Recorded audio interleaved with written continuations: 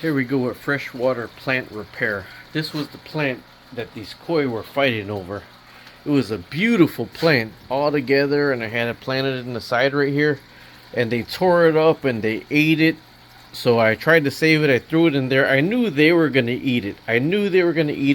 And there's some parts right here that you could see that they were eating the plant. I mean, they chewed through like some of the plant, but I still got a lot of root right here. So I'm gonna put it in the vase. I'm gonna zip tie these together right now.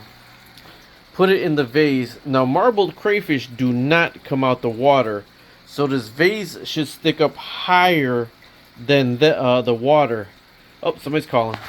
So zip tying these together, I'm gonna put a little gravel in the bottom of this so it could hold it down to the bottom, and I'm gonna put it in here. Now this should stick out the top of that, but marbled crayfish don't come out the water, so they like climbing in there, but you see they're not climbing in there.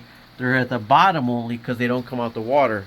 So I'm putting this in there because it could get the light, and when the water evaporates I could just get a cup and throw it in there. So let me get this together and get this set up, and I'll show you how it looks. Now the zip tie is on there, but you don't want to strangulate them. You don't want it like completely strangulated. But if you put this in here, it'll, I was gonna say it'll float, but it's not floating. Ha ha ha ha ha ha ha. So I don't want them sticking all the way out just yet. I want everything in the water right now. So I'm gonna push it down some into the water. I don't want it. I want everything in the water right now. It's an injured plant. It'll grow out the water when ready. And then I'm going to fill the bottom with the same color gravel as that because I have some extra. That looks pretty crazy. It's filled up out of the water. You see I didn't zip tie it tight enough because there's a root sticking up right here. So I'm going to let that grow in there. Now underwater, it looks amazing, okay? But the crayfish cannot get to it. So that's my main thing. The marbled crayfish cannot get to it.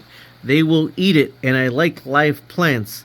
So as long as I keep changing out the water, I just pour water from here and here and let it overflow, the plant would make it, because the plant does need, I hate to say it, sound graphic, but the plant does need their feces to grow.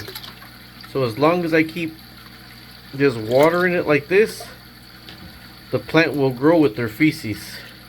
And I hate to sound graphic like that, but that right there is going to keep some water flow in there. So whenever I come feed them or whatever, I could even do that like once a week. But when the tank is going to be completely filled up, after I repair it, the bad thing is the marbled crayfish will still get in there. So I got to come up with a solution like a clear plastic, so they can't get in there and the plant could still grow. But now that's going to be able to grow in here. And believe it or not, this little piece that came up, I'm going to go put these in another little glass. I have one right here. And I'm going to fill these up and put this in the window. Alright, talk to you later. Subscribe, like, and share. And there you are, Bob's your uncle. Maybe I should take the sign off the back. When I tell you to go to resale shops, I just buy little stuff like this from resale shops for my plants. This might be able to fit in here. No, baby crayfish should be able to get in there still.